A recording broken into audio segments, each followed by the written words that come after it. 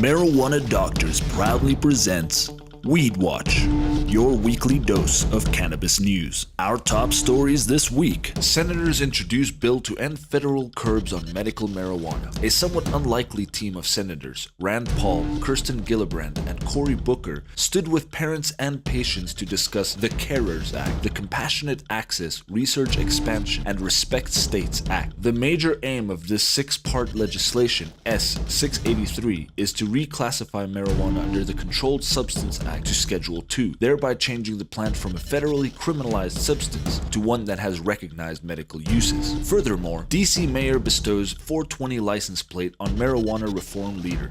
Mayor Muriel Bowser's office has cleared Adam Eidinger to get the number 420 on his plates as a special honor, citing his commitment to and work on behalf of his neighbors and the district. To me, it's like winning an Olympic medal for cannabis to get a license plate that says 420, says Eidinger, who championed Initiative 71. Then, Richard Kirk, a Colorado man who killed his wife last year, who allegedly was under the influence of marijuana, has declared himself not guilty last Friday. His lawyer stated that the marijuana cookie he ate produced an undesirable intoxication and aimed to use it as a complete defense against the charge. What the mainstream media conveniently forgets to mention is that the man was also under the influence of psychiatric medication, as empty pill bottles were found on the scene, and he had marital problems with his wife prior to the incident, which establishes motive for his actions and would render his marijuana defense essentially useless. Finally, the lawsuits filed against Colorado's legal marijuana industry in all likeliness will fail. This is because the regulatory regime that Colorado has put in place is not preempted by the Controlled Substance Act, according to legal professor Sam Kamen. The law professor continued saying, "I expect those claims to fail. The issue? The Controlled Substance Act dictates federal drug policy, but in no way compels states to enforce that policy. This means that the issue between the CSA and state laws